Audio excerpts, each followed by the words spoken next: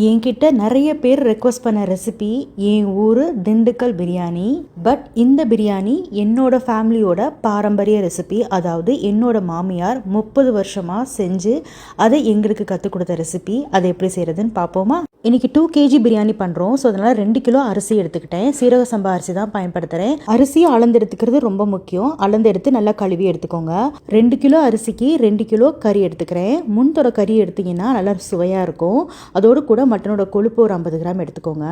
இப்போ கறியை ஒரு 1.5 டம்ளர் தண்ணி ஊற்றி கொஞ்சமாக உப்பு சேர்த்துக்கோங்க. ஒரு 1/2 டீஸ்பூன் உப்பு, 1/2 டீஸ்பூன் மிளகாத்தூள் சேர்த்து ஒரே ஒரு விசில் விட்டு எடுத்துக்கிறேன். உங்கள் கறி எந்த அளவுக்கு வேகுமோ அந்தளவுக்கு வேக வச்சு எடுத்துக்கோங்க.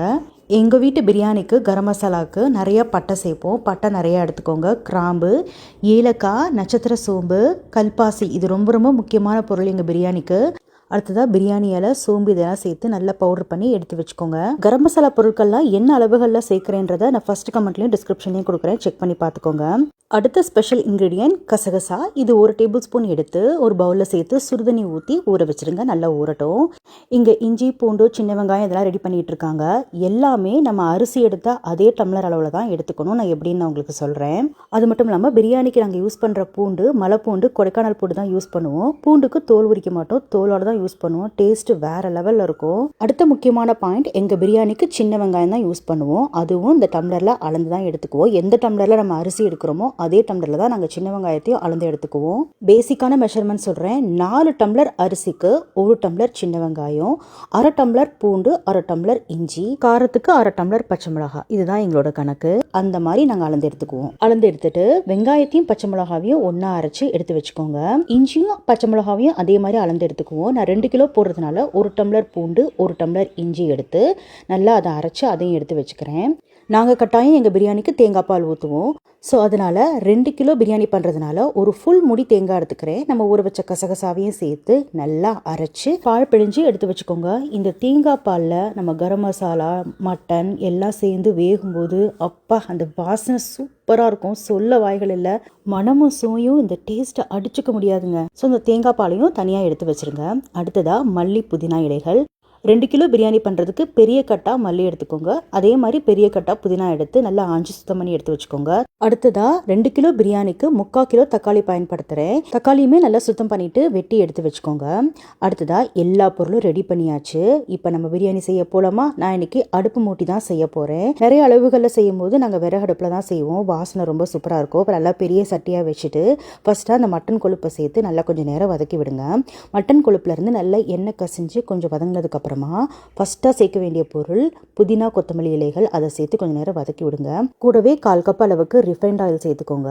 அதுக்கப்புறமா 100 கிராம் அளவுக்கு பசு நெய் சேர்த்து நல்லா வதக்கி விடுங்க புதினா, கொத்தமல்லி இலைகளை.